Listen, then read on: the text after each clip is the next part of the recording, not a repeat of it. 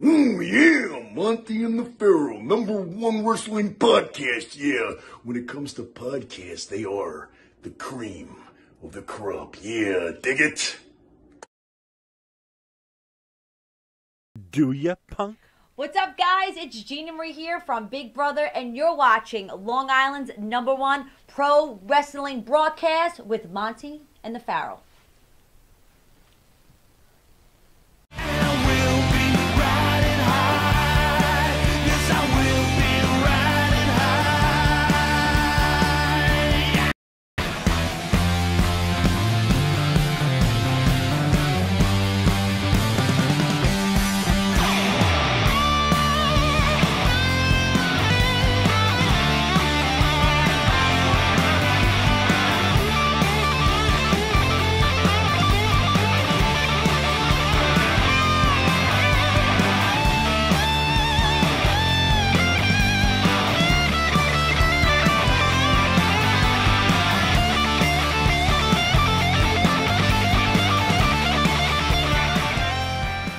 All right, welcome back to Long Island's #1 pro wrestling broadcast. Monte and the Pharaoh, only seen here out of Indie Music TV, out of Ronkonkoma, Long Island. At the board, the main man, the producer. He's no longer a secret. He is a fan favorite. Matty Ice. Matty, how are you, pal? Doing great as always. Matty is now training the young Jedi, Abe. So he's getting him ready. He's being the Force is strong with this one. He is the forces. There we go. This may be the Luke Skywalker of producers coming up. And would that make Matt the Darth Vader? Actually, I was thinking about Matt. He's a lot taller, but you know, yes, my son, he could be Yoda. Oh my God, you're gonna go into a Yoda imitation? Going to Yoda, I will not. If anyone didn't know, this is the star of the show, Mr. Jimmy Pharaoh. Jimmy, how are you, bud? I'm just Ducky. Oh my God, Dude, you got nothing to say about my shirt? You got nothing to say about my chin thing? That's been there though. It's No, it hasn't. No, it's brand new. It's an old look, but it's new this week. Yeah, You it's old, new. Yeah, nobody that's noticed true. I cut off my Superstar Graham goatee. Somebody noticed. And I do a little Pharaoh thing, and you're like, wait a minute, what about your shirt? Can you dye that thing?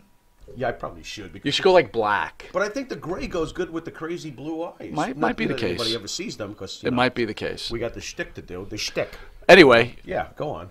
subject is my shirt. Yeah, what about you? People at work thought my shirt was outdated. What did you think? I like it. Personally, Thank you. I like the color combo. I think it's kind of cool. I think tomorrow I'm going to wear one. What's wrong with it? What I are they like it. complaining That's why I'm about? wearing it. They What said do it's. they want? Something that looks like a tablecloth? Said it makes me plaid? look like I'm 80 years old or something 80 like that. years I should be in old. like Florida at some kind of like You- old retirement home. Why? Why you? Like me is ready for the retirement home. Maybe the Not yet. maybe the psych ward with me. You could be. But you know, dear Great show Saturday with ECW legend Bill Alfonso. Thoughts on that? Hey! Oh, come on, man. You know I was waiting for two years to get a hold of Fonzie. Great guy. And we got big news with Bill Alfonso We in the do? upcoming weeks. Yep, Bill Alfonso will be part of the Monte and the Pharaoh show, as we'll be doing a segment. Oh, my We're just God. finalizing the deal. Wow. So Right. when I wished upon that star the other night, it worked? If that's what you wish for, I don't know. Well, I'm doing. At least I'm wishing on behalf of the show. Can you give me If that you- much? yeah, but you know You what- loser! You could have asked for $1 million. Hold on. If I had a choice between Right. Bill Alfonso doing a segment every month on Monte and the Pharaoh and Mandy Rose's ass, I would take Mandy Rose Wait a every second. time. You didn't offer me Mandy Rose's ass. Bro, you just said you wished didn't tell upon me a I could star. wish I don't for need to that. teach you. Why didn't you tell me I could wish for that? I would have gotten a serving of two.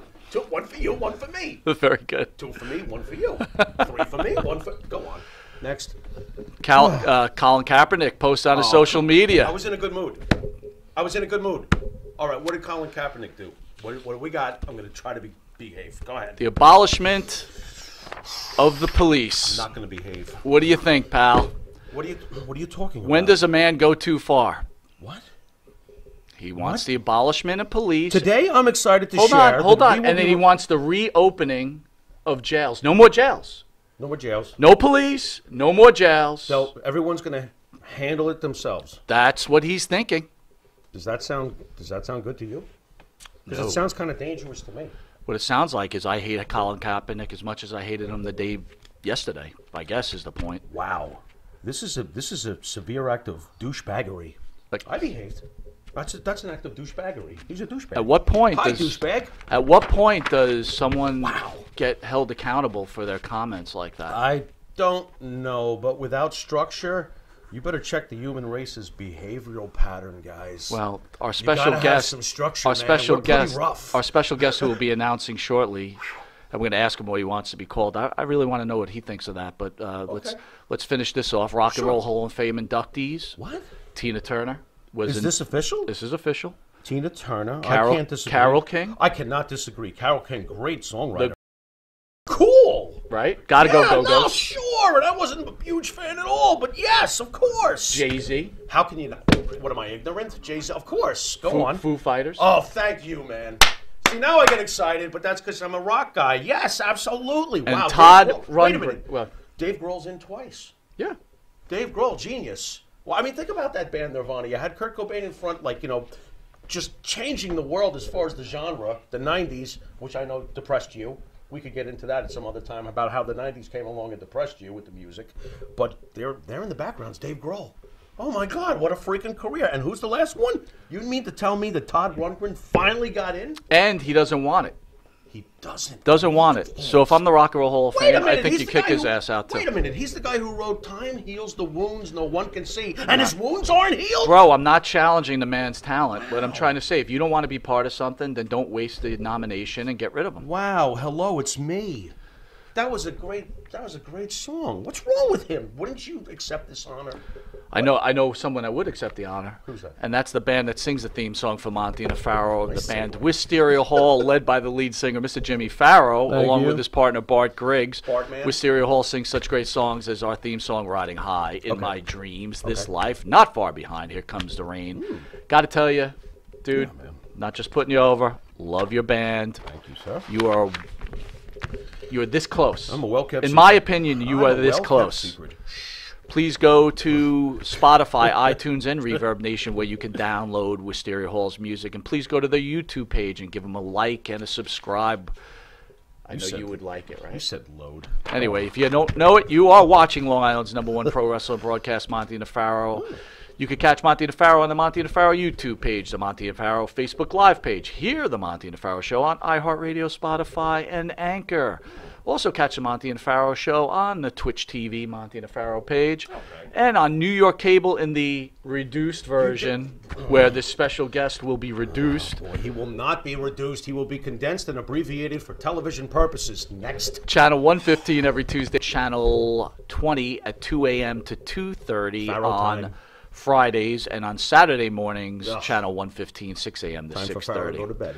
We'll be right back. We are super excited, but I need to ask him before we go to commercial break. Okay. Do we call you Eugene? Do we call you Nicholas? What would you like to be How called, about sir? Nick? What do you mean, Nicholas? It doesn't matter. People call me Eugene. People call me Nick. It's But what do Eugene. you like? What do you like? Seriously, what do you like? The wrestling fans know me as Eugene, so they you can call go. me Eugene. Well, You then can we're call me Nick, calling either you one. Eugene. That You works got for it. me. We'll be right back with this pro wrestling icon, Eugene, in a minute. Stay tuned for Eric Bischoff's nephew.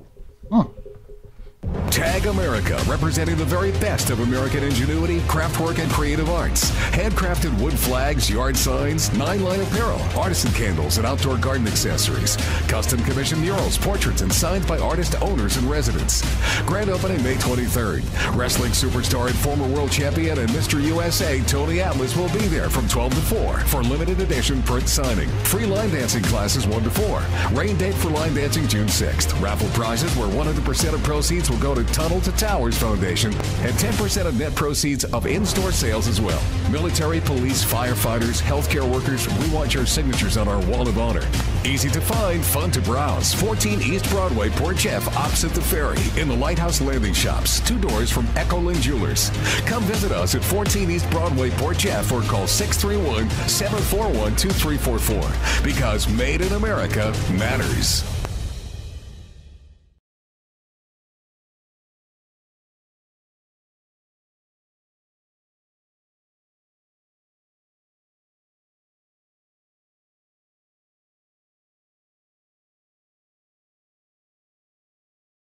Right.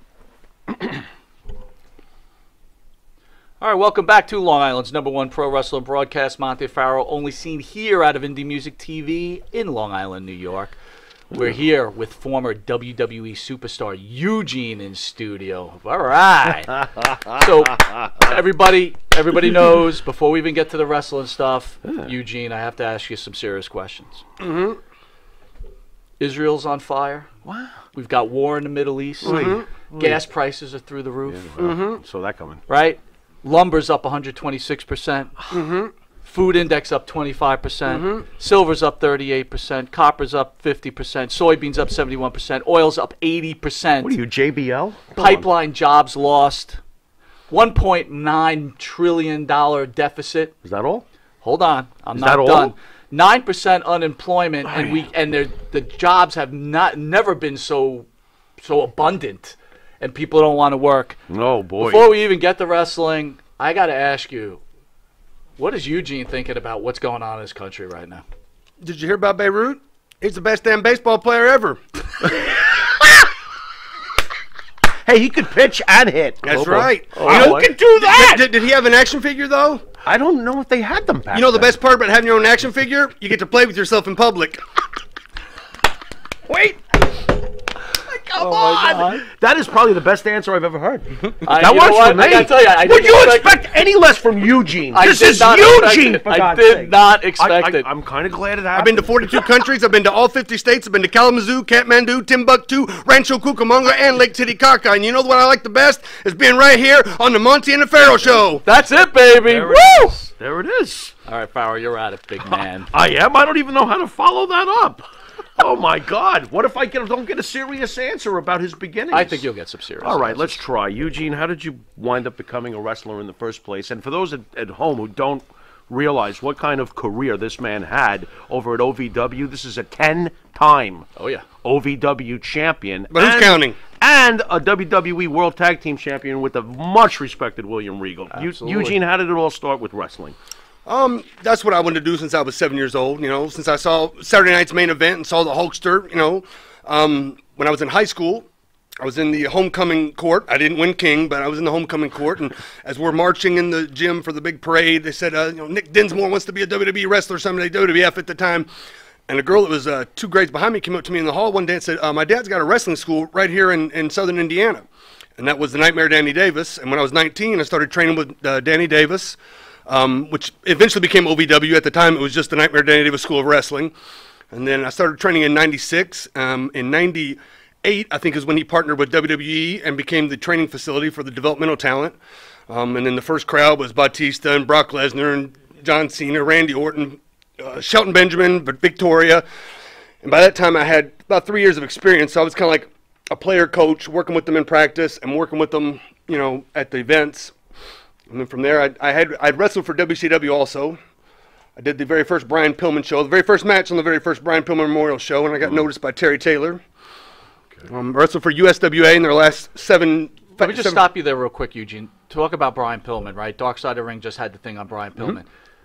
An honest opinion. Me and Pharaoh go back and forth with it on the show, right? So Pillman to me was a great wrestler, but I always felt he was a very secondary, third level wrestler. He wasn't a main event guy, where Pharaoh thinks he was a really top level guy. Thoughts on Pillman? I can't punish him for his booking. That's how I look at it. I still feel he was great. I think he was a main event talent. I don't know that he was written into a main event spot. But I mean, he transcended at a time when the internet was just sparking. I mean, he crossed all the levels and like became a star on his own, you know, without being under contract. You know, definitely phenomenal. Right. When you said you were about 3 years in at OVW when that legendary class came through that you mentioned. Did you what was your impressions when these guys first walked through the door? The young Randy Orton, the young Batista, the young Brock Lesnar, the young John Cena. Are you hearing this list? That's crazy. I mean, what was this? Did you realize these guys were? There was also several other guys that didn't make it, but were just enormous physical specimens. Okay. There was a guy that was 6'2". There was bodybuilders. There was, you know, all other kinds of athletes. And I never thought that I would make it to WWE, but I thought I could be an OVW wrestler and help train these guys, and I enjoyed it. And then when I ended up getting signed to a contract in '99, developmental contract, I was like, oh my gosh. But it was kind of like I was going to be the tackling dummy and the guy to work with them in the ring, and Rip Rogers and Danny Davis and Jim Cornette would kind of tell them what to do on the sidelines. And then as time progressed, and I just kept getting better and kept helping the new class come in, and I saw that people would often complain about living in Louisville or wrestling for, not Monday Night Raw, upset that they're working for WWE, but they're not, huge stars, complain, and all of a sudden they get called up. So I tell my students now, the squeaky wheel gets the oil. So I told Doug Basham, one half of the Basham brothers, I said, I think I'm going to quit and try to go to Japan, which I had no intention of doing because A, I didn't know anybody in Japan, and B, I was living at home. I drove maybe 2 hours to the longest show. I mean, it's a perfect place for me in my hometown. Doug told Dean Malenko, Dean told Johnny Ace told Vince, and all of a sudden I'm sitting in a meeting with Vince McMahon. So about 6 months before that meeting, Rip Rogers, his son has autism, he comes to me and says, what about a wrestler that, isn't very social, can't put the square peg in the square hole, can't tie the boots, but the minute the bell rings, he can do stuff he saw on TV flawlessly because he's a wrestling fan. He knows all the trivia, he knows all the history, he knows everything about it. So I kept that in the back of my head. And at the time in Louisville, they would send the agents down every month. And I pitched it to the agents like Dean and Arn Anderson, Fit. And they're like, well, wrestling's kind of gone beyond that gimmicky stuff. We don't do that anymore. Okay. So every now and then the writers would come down. So writers come down, I pitched it to them. No, Vince wouldn't do that. He wouldn't like that. So I'm sitting in that meeting with him. Vince is there. Stephanie McMahon's there. Vince goes, I want to get back to character-based wrestling. And I just spit out the character. Great, we'll start on Monday. He liked it right away. Well, I think I was at a point in my career that I either needed to do something and try or get released. Right. Right. And just so happens Steve Austin walks in. It was February of 2004.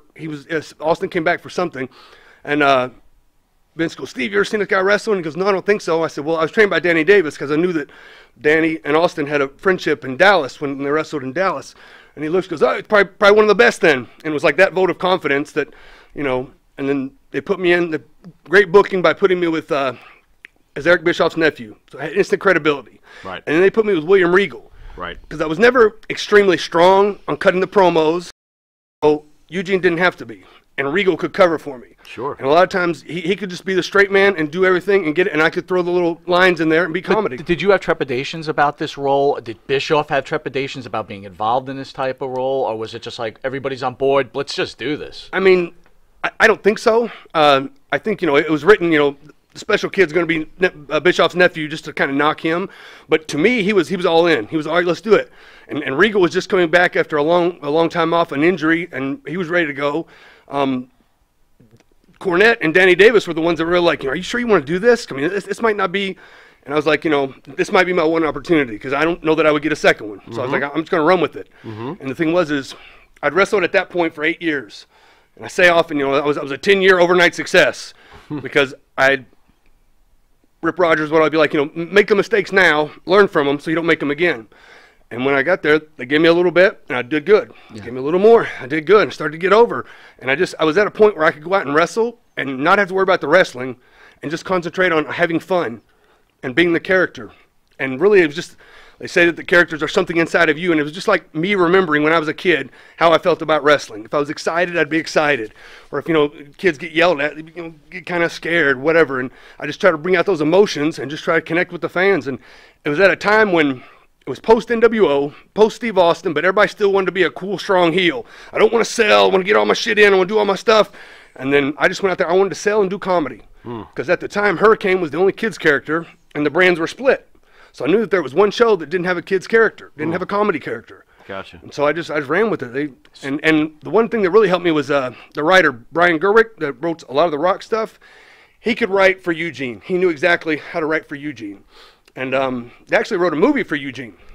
Movie? Yeah. Okay. You ever see Big Show's movie, Knucklehead? Yes. That was you? Yep. Holy. But I went up and got myself released before I could do any of the acting. So. What are you doing? What are you doing? Let's go back a little bit. Yep. How are your parents? Hey, Mom, Dad, I think I just want to be a wrestler. What do they say? My mom goes, you better do it because you don't want to live your life and be a wish I had. You don't want to be awesome. 45 years old and be like, damn, I wish I would have tried that when I was 19. Right. Wow. Right. And that was just it. I just wanted to try it. And it was something where I did pretty good in a small independent company in Louisville, Kentucky and southern Indiana. And then when WWE came in, I got to know those guys. So when they all got called up, I knew everybody in the locker room. And it was just something where a lot of good things fell in place, and I was surrounded by a lot of good teachers, and I just, worked hard. How does it feel to, achieve your dream like that? I mean, you you did it. Yeah, it's amazing, right? Like I got the action figure, I got the teddy bear. I was in the ring with The Rock. I was in the ring with Hulk Hogan. I pinned Vince McMahon. Yeah. Yep. Absolutely. WrestleMania 21 is one of my favorite. I sent it to him this morning where Hogan comes to save you after those freaking Arab villains. That's right, those Arab villains. They were beating on Eugene. It was terrible. The music hits. The place goes bonkers. That's crazy. Great moment. Oh, my God. I got to ask you, your OVW career. You know, I find you to be very interesting as far as the internet goes. While they usually love to destroy the entertainment aspect, a lot of these internet guys, they do realize what your background was with OVW. And I find it kind of amazing. You're in a very special niche with the internet as far as the way they look at you, because those OVW days do add credence to everything, at least in their eyes. So I've always found that impressive. Being a 10-time champion down there, you worked with Jim Cornette for obviously a long time. What's your impressions on Jim Cornette? How was he towards you? And is he really like this in real life? He's so combative. You know how he could be. You know, how was he behind the scenes for you? He can be, absolutely. Everything that you see on Twitter or see of him on any video, he can be. But at the time, I was the top babyface, and I had probably the most experience of the OVW guys, and the developmental guys were coming in, and he wrote well for me. And I was on time. Ears were open, my mouth was shut. I did what I was told as best I could, and he wrote well for me. So there was 4 of us. It was Rob Conway, myself, Doug Basham, and Danny Basham, who was the Damager, and we were always kind of in the top tiers, working with the developmental guys that were weaving their way through, and pulling off really good, exciting TV for Louisville.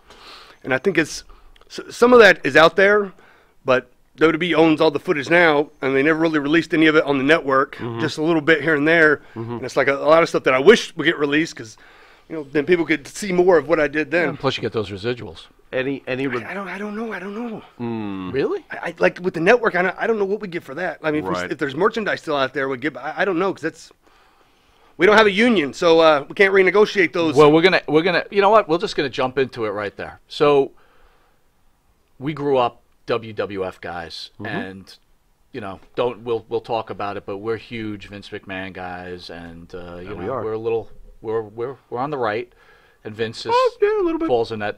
A little bit. There's a lot of pro wrestling experts that Vince has taken advantage of all these old-time wrestlers who now can't carry their own, and they have all these physical issues and drug issues. Your feelings, should there be full medical even for ex-wrestlers, and does Vince McMahon owe them all this for creating the WWF, RE? I go back and forth. I think at a certain point, yes, because this has become a billion-dollar conglomerate, and when they brought it upon the network, I mean, they made huge amounts of money. And then when they started doing the Saudi Arabian deals, they made huge amounts of money. I mean, this is a worldwide, global, small business, because they only employ like less than 50 people. And I feel like we give every time span of generally 4 years is the average career span, that then we have to go through the rest of our lives with aches and pains and injuries. If we don't get it, I mean, I wouldn't be bad for that, but wouldn't be upset with that. But I feel like it might be something that should be talked about. It should be a discussion with somebody. I don't know who it is. I don't know if it's the government and Vince. But don't you feel like if you had a union, you'd be capped out? Like, for example, someone like Dwayne Johnson wouldn't be Dwayne Johnson if he was in that union, right? Because it would just be these cap levels, right, that went on with that union. And you have this whole advantage of, which you did, you have this huge windfall that you can get out of it. If you fail, time's up, and maybe you're doing something else. Yeah, it's definitely the opportunity. Everybody gets the same opportunity, and it's your opportunity to succeed or fail. Right. But if we destroy our bodies in the ring for this entity that has become something on its own, it feels like at some point we're all in a family, and we've contributed to the family, and it would be nice just to, as the years go by, to be taken care of a little bit, not a lot. Just like the guys that play 4 years in the NFL, they get a little pension, or a little money, just something, right? Because there's less WWE superstars throughout history than there are NFL players. There's a huge amount of NFL players, but yet they can all get a little something if they play X amount of years. I don't know. And to your point, there's a small lifespan for a pro wrestler as far as being over, right? It's not that long. The reason why I would understand, and I do understand his point of view, is I also believe that if there ever is to be some sort of correction with these sort of things, it should be judged on a case-by-case basis. His opinion is very valid. He worked for them for years, and he also worked with OVW, which was a subsidiary of theirs, which was the pre-NXT thing. He's got a right to feel this way. Stop using big words like subsidiary. Sorry, bro. I got to, reevaluate my, grammar. But my point being, though, is that what do you do with other guys who, some of them worked for Crockett? Didn't even work for Vince. Vince is supposed to pay for them now all these years. I think it should be based on a case-by-case thing. It would definitely have to be. I mean, because like you were saying, in OVW, I was taking bumps and getting beaten up by Batista when he was stiff as hell and beating people up. Vince's future cash and with those guys. And I contributed to guys like Cena and Rock and those guys. Not that I was the only one, but I was one of them in there. And it would be nice. The growth process, you're part of that physically, not just. I want to talk to you of that list of guys. When Orton was there, how did you feel about Orton? Did you feel like, oh, this is bullshit, this guy's coming off a cowboy? Was he ahead of the rest of them, that class, though, as far as a wrestler when he first got there? He had to be. Or better yet, did you feel as a guy who made, you worked your ass off, and here comes Randy Orton, Ace's son, and he's walking right in there. I mean, what's your thoughts there? I love Randy, and I did at the time because that was somebody that I could wrestle with. All of them, each guy, I could figure out what are their strengths, and let's play to their strengths. Let's hide their weaknesses, and let's have good matches with everybody. Well, you did a great job with Leviathan at the time. Yeah, I mean, I worked with him, and I knew what he did well, and we just kept it in those parameters. Was he somewhat dangerous in the early days as far as No, he wasn't dangerous. He was just rugged and just stiff, and it's like. I mean, he wasn't dangerous, and he never hurt me. But those guys stole forearms with all that muscle behind it, and if they don't hit it exactly right, it's going to a little hard. Not knowing what you know now of that list, who did you pick to come out as the cream of the crop? Nice. I don't know. Like when I first saw Batista, I was like, oh my God, this guy's enormous. Yeah. But then we would have promo days where we would just get in the ring, and somebody would interview somebody, and Cena was by far off the charts phenomenal. Really? He can make you cry. He can make you laugh. He can make you angry. And they would try to stump him. Okay, you've got a four-way Mario Kart match against Obi-Wan Kenobi and like all these fictional characters, and he would just nonstop, just on point, just cutting promos on people. I think they had him in a match with his own nuts one time, and he cut a promo on his own nuts. That's pretty good. And it was like it was just on the spot. What, he couldn't see them? Oh, that's pretty funny. I can't take it. Women's Revolution, or Evolution, sorry. Yeah. Did you see that coming out of OVW, right? Because you had some really top-level women out of there, too, well, right? not so much when I was OVW, but when I was a coach at the Performance Center is when they first hired Sasha Banks and Charlotte and Bayley. And I remember Charlotte was kind of upset one day. She wasn't – there might have been other coaches there that might have been a little bit harder on her and didn't build her up. And she was thinking of quitting. And I told her, I said, are you kidding me? I said, you're the best one here. You're going to make it. You're going to be great. And she told me later, like, it was that boost of confidence that just, she pushed through it. And she was having some tough times with, family issues and all the things that went on. And I just said, keep going. You're doing well. She's a phenomenal athlete. Great.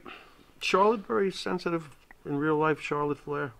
Not that I saw, but I mean, it was different because I was a coach. I wasn't one of the other wrestlers, so I was kind of seen differently, and I would only see him a couple hours a day. Mike's worried that she keeps going to the doctor because people criticize her looks and stuff. She's getting. I mean, you're talking to me. Hey. Again, probably the greatest women's wrestler, and I also said she challenges her father to be one of the greatest wrestlers of all time. I say slow down with that, but she's social great. Media. I see they're ripping this woman apart. I apologize. Yeah, and it's not right. The smart ones are killing Charlotte Flair. I don't know. It's what? I couldn't imagine being a woman, and because their standards of what they have to look like all the time and be like is much different than men. I wouldn't want that. And then the pressure of people. How much shit did you take on social media? Oh, I usually repost. I never blocked anybody. I'm like, okay, say whatever you want. Babe Ruth's a pretty good player. That's this guy. There you go. That's freaking great. All right, we'll be right back with Pro Wrestling Super. Batter up. Do you treat your dog as part of the family? Well, so do we. So why not celebrate your pup's birthday with the ultimate party box? Check us out on Instagram, Twitter, and Facebook at Party Pup Info, and let us make your pup's party or any celebration perfection.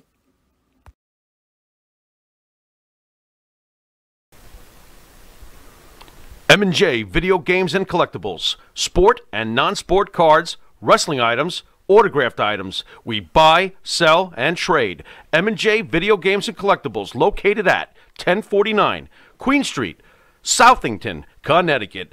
Call us at 1-860-479-9223 or 860-93-GAMES. M&J Video Games and Collectibles. You want to star in your own success? Call QuickCast. www.quickcast.com. 866-7-CAST-NOW. That's 866-7-CAST-NOW. QuickCast. Start your own success. All right, welcome back to Long Island's #1 pro wrestling broadcast, Monte the Pharaoh, only seen here out of Indie Music TV. We are honored, privileged, humble to have former WWE superstar, former OVW superstar, just what an incredible wrestler, Eugene. All right, my friend, what do we got here? Oh, okay. When you got the call up in 2004, all these years, I mean, you did. Well, you said you were about 8 years in when you got there. You get the call, and you walk into that office, and there he is, the George Steinbrenner of pro wrestling, because we're Yankee fans. But there he is, man, the fearless leader. What was it like to meet Vince McMahon? What is he like? I mean, I was intimidated, but I mouth shut. How you doing, sir? Nice to meet you. And he just asked me, "Are you got any ideas of what you want to do?" And that's when, without thinking, I just spit out that idea of the character that might not be very social, can't tie his shoes, and him and Stephanie kind of went back and forth on, well, we could do this, and that'd be funny, and just kind of some little ideas. And he liked it. And like I said, it was a time where I really needed to either put up or shut up. And I didn't think they thought I would succeed. I thought they were, okay, we'll give this guy a chance and it'll fizzle out and then that'll be it. Right. But I remember before I was on TV, I wrestled Lance Cade, and it was in St. Louis. It was during the Final Four, so it was like an afternoon show. And I was never on TV, and I went out and wrestled Lance, and by the end of the match, they were chanting Eugene's name for a guy that they'd never seen on TV, which I think is almost unheard of. Fans loved you. Back through the curtain, Arn, Triple H, Stephanie, all of them applause. There you go. Triple H, like, you really embraced the character. You didn't go out there and try to act like it. You became it. And I think once that happened, then they were sold on it. I'm discovering now, because it always seemed like you enjoyed yourself playing that character. I'm seeing that you clearly did. Well, I mean, that's the thing I tell the guys. If you're out there having fun, the fans are going to know it, and they're going to get with it. Yep. The guys that are out there trying to remember or panicked or not sure what to do, and then they're frozen. Was it being a fan of Hogan growing up that you were able to recognize the sympathy portion of your character? Because when Hogan would take those terrible beatings, the fans would be like, please, Hulk, come back. You were always able to build on that. The fans always had that sympathy. Was that growing up watching Hogan have anything? I definitely recognized it with Hogan, but it was when I first started, Danny Davis was no longer wrestling. He was just the coach and doing the TV. But I wrestled Rip Rogers. And I wrestled probably for 3 years. I wrestled Rip Rogers at least once a week on one of our shows. And my ears were open, shut my mouth, and he would just. And he you was got chopped for 3 straight years? Oh yeah, big time. Yeah, he was a 42-year-old bodybuilding man, and we were like 19-year-old boy. Yeah, mincemeat, making mincemeat and he just would and he looked mean. And I'd watch him before I started wrestling. Like, this guy scares me. All these guys are doing stuff that we do in practice, and I see that, but I watch him, and I'd be in there scared. But then it was so easy, and then he was so light, and he would talk to me, fire up, do this, do that, and then I could hear the crowd. And then the light bulb started to come on, and it became so easy. He was the one that taught me how to perform in the ring. Wow. You feel he's a little underrated? Absolutely. Okay. Absolutely. Fair enough. I think I think he's an individual. Some people might say he's a little quirky, but he definitely, he's I definitely love Rip. He's a great guy. Fan Dan Crusader out there is asking, what was more thrilling, beating Kurt Angle for the gold medal or beating Triple H? Ooh. I did pin Triple H on Raw. Yeah. But when I beat Kurt Angle, I got the medal. Yeah. Christy Hemme was there too. I don't know. It's a toss-up. I'll go with Christy Hemme. I'm going with the medal. I'm going with the metal. I don't know, but how many people? Who's the last guy that pinned Triple H on Raw? Well, as far as rarity not many goes, but how people. many people have had Kurt's medal? Wait, first of all, how hard was that? Was Triple H like, I don't know. I don't really.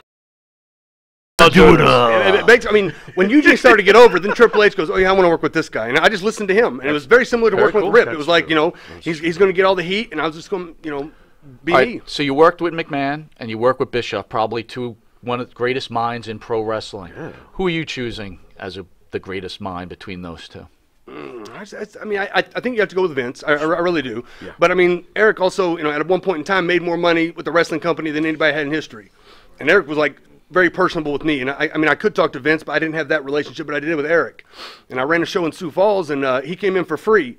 And we made a donation to a local charity there, and he came in and we did the musical chairs, and he was on the show for me. So it was really awesome. That's great.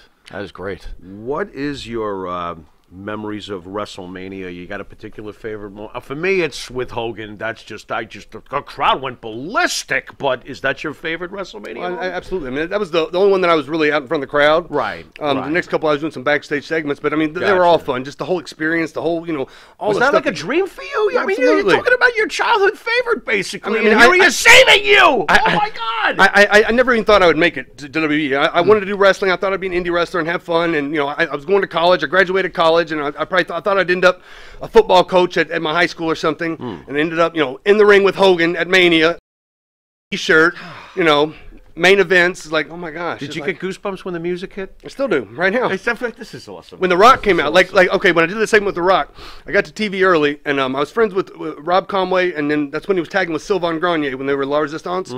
Sylvain knew Pat Patterson, so he comes up to me early in the day. We were in San Diego. He goes, they got this good thing for you, and they're either going to bring in The Rock or they're going to use Rhino. And not a knock on Rhino, but that's a big distinction. The Rock you're rooting for The Rock. And I'm going, he's not going to come. There's no way. He's in L.A., we're in San Diego. I mean, he's not. And then he shows up, and we start going through the segments. And I had, I think, 6 segments on Raw that day. And one of them was the one in the ring. And we did the whole walk through beforehand. He doing all the spiel. Here's your line. I missed it backstage. Okay, so I had to go run around and do some other stuff, and I come back. I missed it backstage again. Missed it. In the ring, live on TV, he walks by, he's doing his little trot around me, he goes, your line's next, kid, and just fed it to me right there. And it was like, it was that 15-minute or 18-minute segment that made me a star. Yep. Right. That made me a made man. Right. And the coach was in there, too. The coach came and wrestled me in Sioux Falls also. So, I mean, it was like, the coach says also that was the biggest, best moment, the loudest, the most electricity. It was phenomenal. You were over. You mentioned Lance Cade. Lance doesn't get a lot of talk, but did you know Lance was having problems? Like, did you have that kind of relationship with him? Oh yeah, I mean, I didn't live in the same city he lived in, but I knew because we kind of ran in the same circles. We rode together a lot, so I mean, there was several guys that were kind of in and I didn't know. I guess I didn't know how bad it was, but I think he would have been world champion, top guy without a doubt. He had a look. He had the look. Well, if you remember, like his last match, Sean put him over. Yeah. And that was the Rocket. The Rocket was starting right there, and he just stumbled. And any thoughts on Trevor Murdoch? The way Trevor Murdoch is still going all these years later. Trevor's a good dude. Surprise you that he's still? No, not at all. He's got a nice little push over at NWA Power. He's doing well. He's a good worker. He's great guy. Definitely old school. Yep. Definitely old school. All right, with that, we'll be right back after this commercial break with pro wrestling legend Eugene. We shall return. Jimmy, I gotta take a dump. What? No, I mean I need a dumpster. Well, for all those needs, you need to call Big V Dumpster Rental, Long Island, New York, 631-900-DUMP.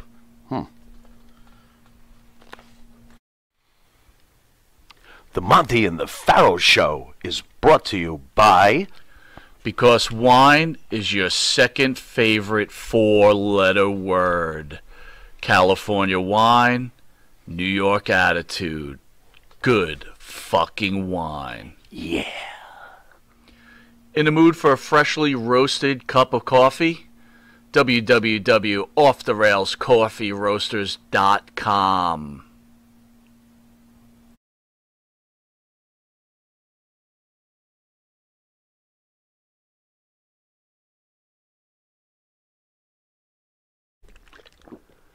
All right, welcome back to Long Island's #1 pro wrestling broadcast. Monte and Pharaoh, only seen here out of Indie Music TV in Ronkonkoma, New York, with a special guest, our honor, Eugene. How are you, buddy?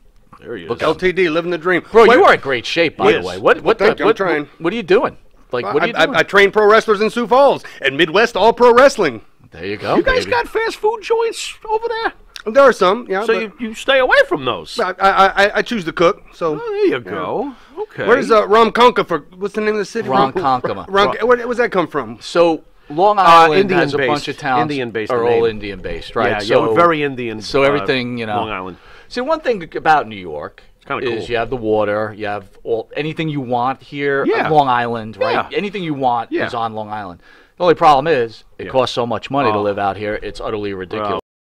To go anywhere. It's damn insane. My It's, goodness. we got 8 pounds of shit in a 2-pound bag out here. How long did it take you? You came in from New Jersey. How long did it take From you to Newark, drive I through think here? it took us like 2.5 hours to go. I don't know how many miles it is, but it's not 2.5 hours worth. Yeah, Oh my bring your God, shaving man. kit. It's going to be a while. Yep, absolutely. We're so used to it, though, here. So, as you mentioned before, you work with so many greats.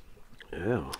We always talk about this. John Cena, we feel, is the last great pro wrestling superstar. Seems to be. Period. On that huge level, seems to be.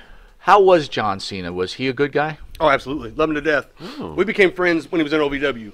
And then when I started on the road, he was on SmackDown. But then when he moved to Raw, when I first started on the road, I rode with Regal and Tajiri. And it was like Barnum and Bailey Circus on wheels. And then when Jerry. Regal got Tajiri went back to Japan. I Regal love went to Tajiri. SmackDown.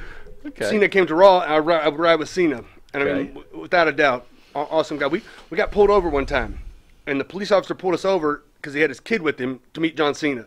And I saw people come out of raining in an intersection, get out of their car in the intersection to take a picture. And he would do it without a doubt. Get out and I mean, he'd get in the car and go, "That guy's an idiot," but he's like, but for the kids, absolutely. And whatever, over 500 Make-A-Wishes, and the most requested Make-A-Wish person of all time.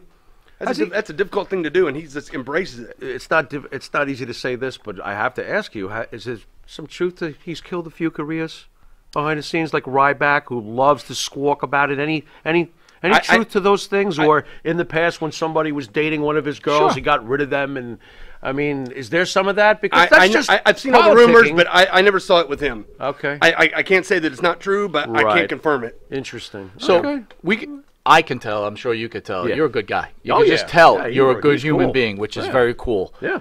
But I will ask you this, and Uh-oh. I just Uh-oh. look, there's got to be a dick out there that you couldn't deal with. Yeah. There's got to be Who's the somebody that hemorrhoid? you were like, this There's guy's gotta a be a dick, hemorrhoid and out there I'm just somewhere. done with him. Or this girl's a dick. I don't know. What whatever. pimple would you have loved to have popped? Well, like I said, I love Randy, but I saw him he used to be a dick. Never to me. He and I were friends, but I saw him do some not nice things to certain people. But he's not like that anymore.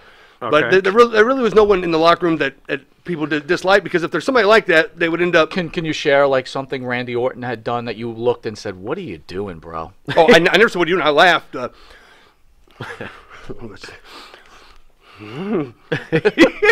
So we went to Nashville. We wrestled. 50,000 people here. Yeah, this, just but it's 50,000. okay. Yeah. There was a young lady that came to the matches, and afterwards we ran by her house, and she ran to the bathroom. So she had a Mountain Dew bottle, and Randy put it somewhere, and then she came back, and the whole time she's like, and then finally. Wait, hold on. Back it up. So every time she's reaching, is everybody like, like this, like this, and then she just takes a big swig. All right, let's go. "Oh my God!" He had fluids in his head. He had fluids in his head. He had to go. He went instead. Oh my God. How about him shitting in people's gear bags? I never saw him do it, but I've heard those rumors. I mean, throughout the years that people have done that. Oh my I mean, God. everybody would talk about Lawler's crown getting filled up, but I never saw anything like that. Oh my God! What was it like? After you get to the top finally, and you have a very nice run. Most wrestlers would kill to get that kind of attention on mainstream WWE television. What was it like? Was it hard leaving and going back to the indie circuit, or did all those years you did in OVW prepare you for life after the big, exposure? Was it easy afterwards? I really wasn't sure what to expect, but then once I got released, my phone started ringing off the hook, and I was booked more after I got released than I ever was, and that's when it really became fun, because then there was no pressure. And that's when I'd get to go somewhere and I could really look around at the sites and get to see people, because before we'd fly in, we'd go to the building, we'd go back to the airport and fly back out, or hotels, and just going so fast. But then I got to sit back and appreciate it, and I got to take, my wife, we were engaged at the time, I got to take her to England and to France with me. Can we pull back a little? You're a mainstream guy, you're killing it, they're releasing you. Can you share with the fans and with us, what were your feelings like? What were the discussions with your fiance at the time? Was it like, oh shit, my life is now over? No, I was crushed, absolutely. I mean, I was non-compliant on one drug test, and that's when I got released. Say that again one more time. I was non-compliant. I failed one drug test. Okay. Didn't you get sick? Something like happened. Did you have a reaction to something? Well, no. Okay, so I had the knee surgery. Patella tear repaired. Usually takes 9 months to rehab. After 6 months, the doctor said I could go back. So I was like, okay. And that's when they put me in the angle with Kurt Angle. Right. And looking back now, I was nowhere near ready to be in there with him. Okay. Like, there was times he would shoot me off, and I was hobbling. I couldn't make it. And I was just taking as much pain pills as I could to, compensate for that. Sure. And we were in England, and I think I had a couple beers up in the room and took a couple pills and go to set my tray of food outside the door, and the door shuts on me. Didn't have the key, so I had to go down to the lobby. And, of course, all the fans, all the locker room, Triple H, everybody's is in the bar, passed out right before I made it to get a new key. So I had to take a little 9-week vacation, and then when I came back, the WWE doctor said, well, don't take any more of the somas, which I agree now. That is what kills all the wrestlers, is the somas. Not the juice. Not the juice, not the pain pills. I mean, pain pills are bad, but it's the somas that lower the breathing so much that people quit breathing. Gotcha. The doctor said, WWE doctor said, don't take any more somas, but you can take the pain pills. Okay. So then when I did, and then I ended up failing a test for, it was one that I had a prescription for, but then I couldn't prove that I had a prescription. Because that was the deal. Like, you could take it, you could take the prescribed amount, but I couldn't. The doctor that I got it from, he committed suicide, and it was like I don't want to make excuses because I did something I shouldn't have done, but I had all my T's crossed and my I's dotted, my lowercase J's dotted. So behind every man is a strong woman. She was your fiance at the time. She's your wife now. What did she say to you when you got released? And tell us a little bit about your wife. Oh, so when I first started touring, I met her in 2004 in Sioux Falls. September 28th, 2004 is a Friday. Regal and I were doing a media day, and I met her, and she was on TV in Sioux Falls. So I went on her TV show. She had a country music television show. Regal and I did, and that was it. We exchanged numbers, and we had a long-distance relationship for about 2 years. But in Sioux Falls, like anywhere in the world, it's Eugene and Mrs. Eugene. In Sioux Falls, it's Stephanie and her husband. Right. I mean, she's more popular in Sioux Falls than I am, because everybody knew her from TV.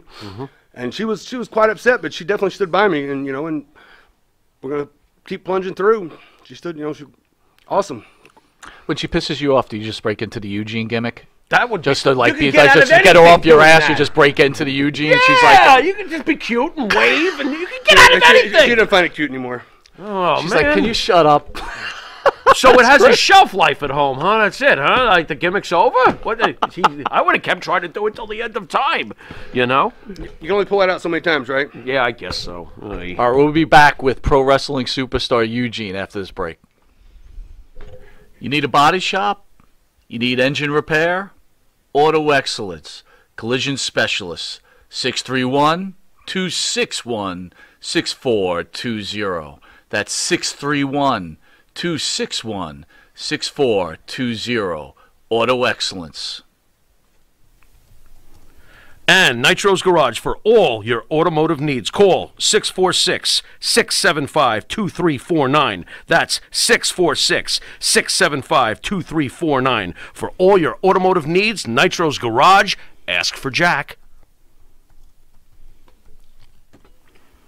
Elm Logistics for all your logistic needs. Call 631-299-3595. That's 631-299-3595. Elm Global Logistics. Pride, performance, and partnerships.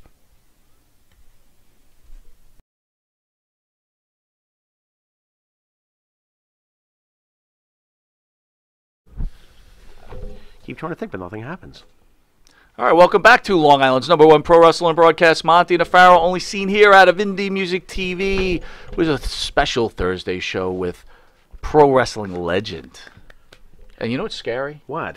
He's younger than us, and he's a pro wrestling legend. He is younger than us. I'm fucking like, He's I'm like in pissed the off. Mike Knox club. You know, I'm not too many people come in here that are young. I really don't want younger guys. And I do. really? Absolutely. It keeps us young. You feed off it like Derrick Rose is feeding off the playoff-bound New York Knicks. Anyway, I know. You don't care. They're out in the first round. I know.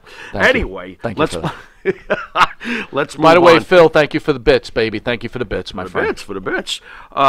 Eugene, let's go, man. What is wrong with today's wrestling in Eugene's opinion? I don't know. I mean, for Come me, on. What irks you? There's got to be something. I follow it lightly. Like, I'll follow it on Twitter, on social media. I don't necessarily watch everything. Okay. I mean, I don't know that there's anything ever been a time that I disliked it, because there'd always be something little.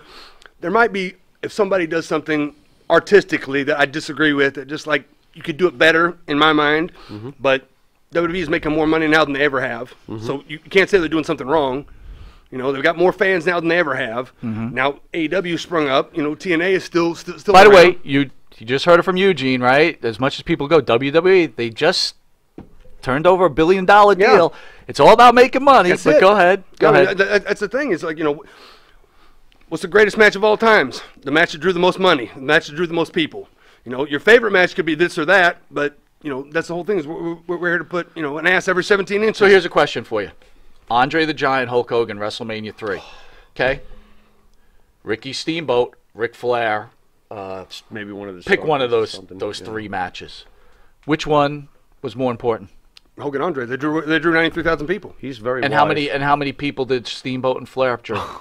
I mean, they were in a smaller building. go. But in 2,000. Yeah, I'll help you. 2,000. I didn't remember. Yeah.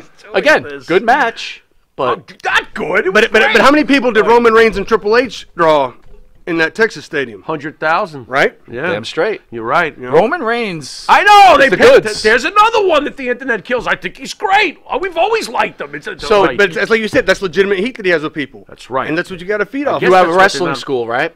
So I'm going to give you a scenario. Kid comes in here, slick back hair, sunglasses, blue jeans. Oh, no. Blue jean jacket. Oh, no. T-shirt. Yeah, but where are his hands? Hands in his pockets. Ah. And you're like, hey, kid, show me what you got. And he goes, well, here's my first move. I'm going to lightly kick you in the shins. If I'm running a wrestling school, I'm going, get the fuck out of my school, you piece of shit. What would Eugene do? Well, after I took his money, I would, you know. If he was over with the fans, Right. then I would say, well, you know, somebody out there likes this. Right. It might not be my cup of tea. Right. And if I got in the ring with him, I mean, it wouldn't. I wouldn't play patty cakes. It would Right. it'd be a little bit, you know. I would try to make the best out of what he was good at. You know, try to accentuate his strengths and try to limit his But weaknesses. how do you come back off a gimmick like that? You can't, in my opinion.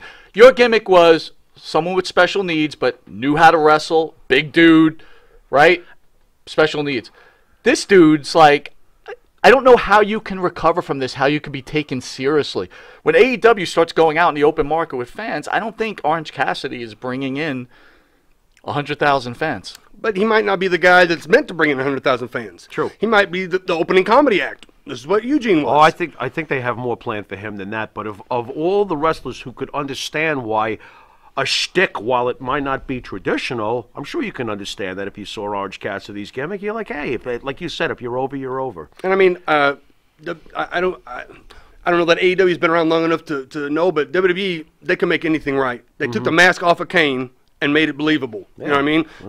They can write anything if they really want to. They can make anything right. You know, so I mean, it's able in the wrestling world because we're in a phony, baloney, make-believe world. We're doing oiled up, pretend fighting in our underwear against other men. We can't take it too seriously. Right.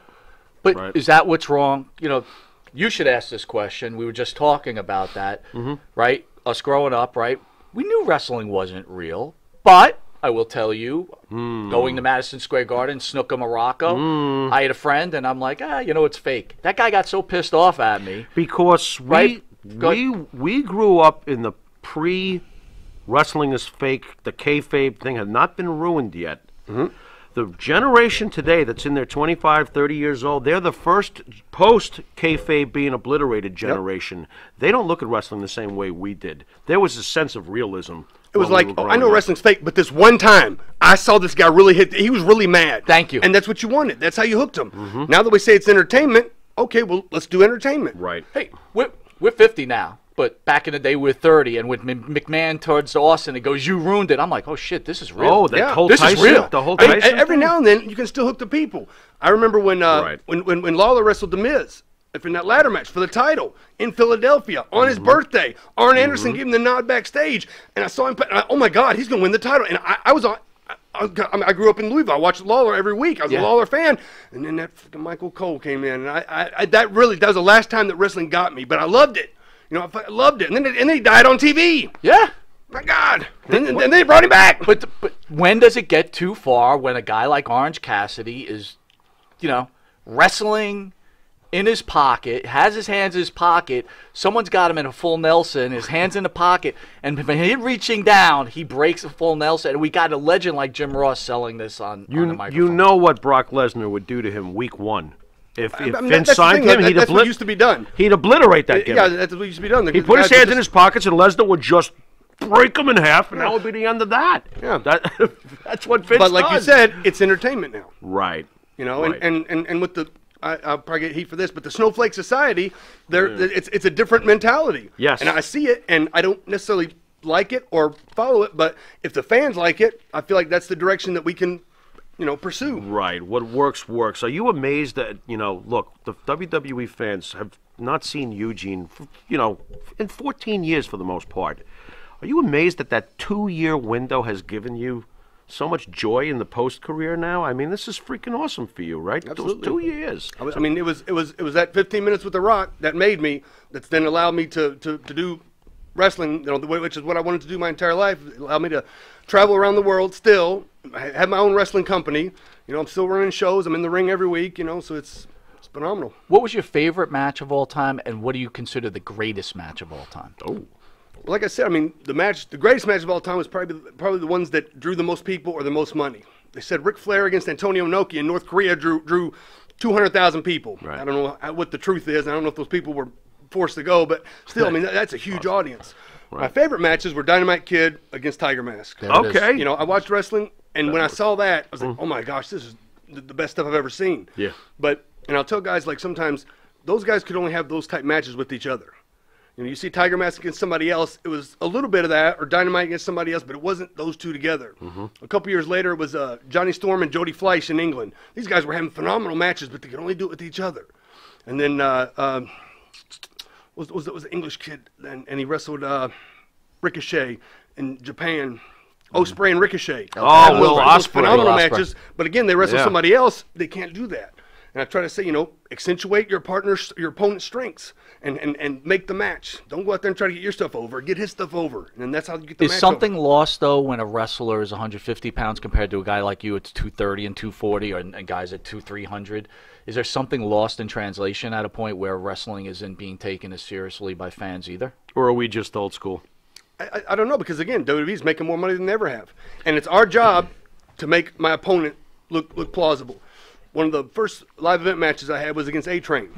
Eugene against A-Train. And Eugene was just running around doing comedy, and A-Train was taking me lightly, and I think he ripped the buckle off, and he charged and missed, and he hit the metal buckle and fell down. And I sat on his chest crying because he tore up my bear.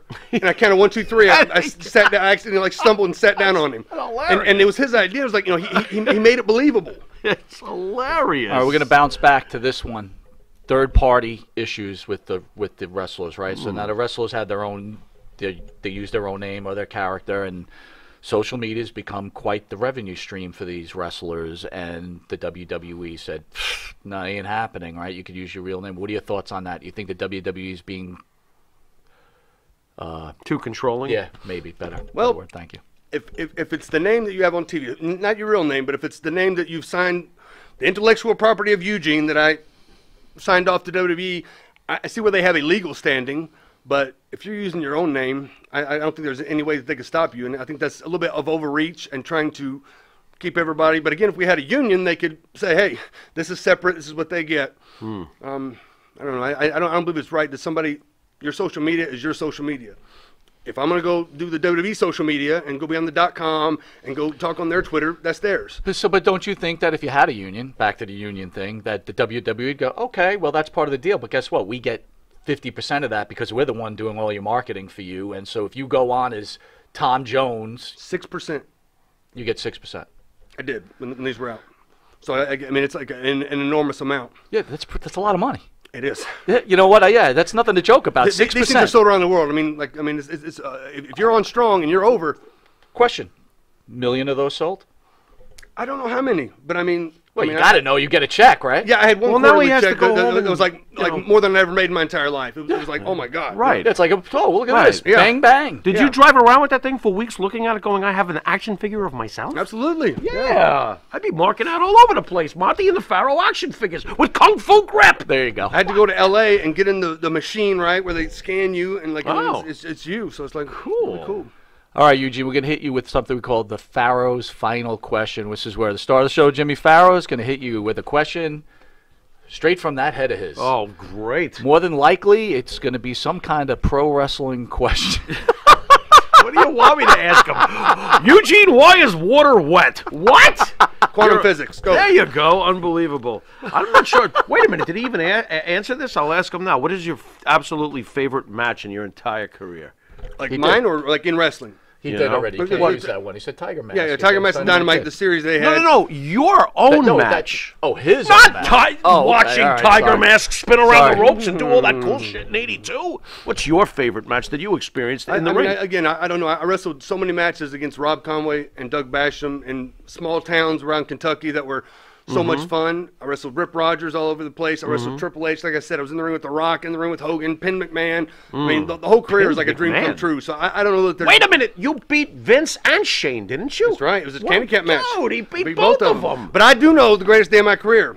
And that was September 28, 2004, the day I met my wife. There you go. Look at that. He's How much did they smooth. pay you to shave your head? What? When Vince shaved your head? How much did they pay you? Did they give you extra cash for that one? Yeah, it was a little bit, yeah. Yeah, good for you. Yeah, but they shaved Bischoff's head too, I think. Yep. Yeah, you got him too. Well, he wanted to do it, and then I remember wanted to do it. when Trump and Vince were building the angle for the shave the head, and I started thinking, I said, well, generally they're going to shave somebody's head to show, so what babyface has the most sympathy? Probably Shawn. They're not going to shave his head. Oh God, I'm the later. next one, aren't I? Years later, who would have Years known? later, look at Sean. Go on. and then the writers are calling me, and they're like stammering, like, we got to, it would be okay if maybe you thought about, sure, yeah, that's fine. They should have made the hard bald kid. Just pay me. This is All right. The hard bald kid. Eugene, I want to thank you for joining our show. Thank you, guys. What an honor. Where can fans see you this upcoming weekend? Do you have a list or anything? Do you know where you're going? ESS has got it, man. I'm just on tour. I'm on the road with ESS because he's the best. He is But the I'm best. sure you can find Eugene on Twitter at Eugene Dinsmore. And then my pro wrestling company is Midwest All Pro Wrestling. Google that, and you'll see all the action we're doing. I like the YouTube. I got my own YouTube, Nick Dinsmore page, channel, and then the Midwest All Pro channel, and I'm making stars, making towns. Go to that Nick Densmore YouTube page. Hit like, hit subscribe. More subscribers, the better. You've been watching Long Island's #1 pro wrestling broadcast, Monte and the Pharaoh. Upcoming shows next Thursday. Pro wrestling.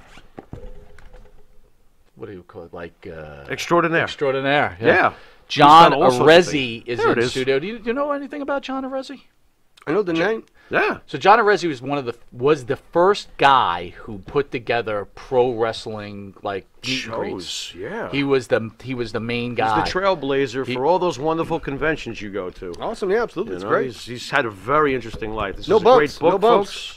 Matt Memories. May 23rd, Tag America, our sponsor, on May 23rd from 12 to 4, we'll have Mr. USA Tony Atlas along with UWF star Sonny Beach, Nice. John Arezzi, Nice. and star of the wrestler Andrew Anderson will all be on hand. Beautiful. And again, you don't have to be in New York. You can go call Tag America, buy a raffle ticket. It's only $10, and you will get this autographed Tony Atlas hand-painted picture, which is valued at $3,500, which is the Tony Atlas hand painted it? No, Tag America did. Although Tony there Atlas you go, is an Eugene. excellent artist. But he will sign it to the winner of this raffle. It's worth about $3,500. Body and pressing it's worth Hulk it. Hogan from Shea Stadium, 1980. Absolutely. Good So stuff. again, call Tag America. They're on our sponsor list. May 27th, Mega Powers Explode. Randy Hogan and Macho Man will be in studio. Cream of the crop. Here's one for you, brother. You ready? June 5th, 5 p.m. Jules Strongbow will be in studio. Do you remember Jules Strongbow? Yes, yes. What do you remember about the Strongbow? I just know the name. Like, I mean, I've seen the Chief J stuff, like some of the. What was the first wrestling match Eugene saw growing up? Ah. What started it all? So it was Saturday Night's Main Event. It was post the first WrestleMania when Paul Orndorff, Piper, and Orton turned on Orndorff, and then Orndorff came back at him. And I remember watching Piper run under the bleachers and down the hall, and Orndorff chasing him, beating him, and I was like, and then Uncle Elmer gets married, and then I think it was Hogan against Volkov, and I was like, I'm hooked. That's what I want to do. Elmer. What did Piper mean to you? Like, I liked him, but like not until I really started watching this stuff much later that all this stuff, like, my God, he was so phenomenal. Right. Yeah. Right. You were busy rooting for Hogan at the time. Well, but like, you know, it was a 2-year window when I started watching post WrestleMania to WrestleMania 3 when he kind of retired, and then of course he came back, but I didn't get to see the plethora of his wrestling before that, where he's really like, you know, all over the place. Hogan, Austin, Rock, Flair. Who's the greatest? Okay, so this is what we do in Sioux Falls in South Dakota because we are the Mount Rushmore state. Who's the Mount Rushmore of wrestling? How could I not? That should have been the question. You blew it. Well, he's covering for All me. right, Thank good. you, Eugene. Thank you. So Mount Rushmore, 4 people. on yeah, Mount go Rushmore. for it. Go for it. Vince. Nice. He's the George Washington, right? Amen. I think it's Hogan. I think it's Vince Hogan. I think it's Austin. Yep. And I think it's Cena. And I think The Rock. There's another monument bigger than the Mount Rushmore called Crazy Horse. The Rock is Crazy Horse. Unbelievable. And you know what? It's hard you to just argue. changed my list. You are 100% Really hard. correct. Yeah, how can Vince not be on there? He's the mountain. He's the mountain itself. Just announced June 19th at 10 a.m. Magnum TA will be in studio. Oh, wow. My God. Magnum I'm marking TA. out. I'm going to mark Again, out. not NWA guys, but we used to catch on cable. Come on. And they were the enemy, right? We were WWF guys. They were the enemy, but we still watched. You know what? I didn't have cable. I didn't have cable when I was younger, so I had to go stay at somebody's house to watch NWA. Yeah. Cut yourself a break, too. You're a huge Freebird and Von Erich fan. Absolutely. Come on, cut yourself a break. We might have grown up here, but we got it. June 28th at 4 p.m., which is a Monday, so that's a special show. Yeah. Baby Doll in studio. Oh, my God. Dude, I love Baby Doll. I don't know. Man, we don't sit still, do we? All right, you can catch Monte and the Pharaoh on the Monte and the Pharaoh YouTube page. Hear us on iHeartRadio, Spotify, Anchor. Catch us on the Monte and Pharaoh Facebook page. Catch us on channel 115, Tuesday to 7 to 7:30. Early risers Saturday to 6 a.m. to 6:30, and channel 20, which is a few hours from now. Yeah. Friday 1:30 to 2 a.m. Pharaoh, any parting words, sir? Oh, just an awesome show, Eugene. Thank you. You rock. You do It's rock, times like brother. these that we got to ask ourselves one question. Go ahead. What you gonna do, brother? That's right. That's right. Oh, you've been watching. Wait a minute, hold on. Whoa. I gotta stop. What? Yard Ape 99 said. What? Who? Now I'm gonna step up first, but then Eugene's Yard Ape? gonna say something to you. The Yard Ape? Yard Ape. The Yard Ape. Yeah. Yard Ape? Cena, LOL. Get lost. What? Gotta retort to that. Thank you, Yard Ape. I'm gonna step up for that. Yard Ape, we love you here. You're a great guy, but guess what? You're wrong. Cena is on the Mount Rushmore. How we can't put him on the Mount Rushmore, my friend, I'm sorry. If you hate the guy, that's all well and good. Right. You can't reject the fact that he is Cena one of Rock the greatest. won, drew more money than any other match in history, correct? Amen, sir. That's it right there. Yep. And Orange Cassidy against whoever has drawn shit. With that, parting words? Orange Cassidy, never heard of her. Thank you. Exactly. Babe Ruth was a great player, and you've been watching Monte and the Pharaoh. And until next time, later.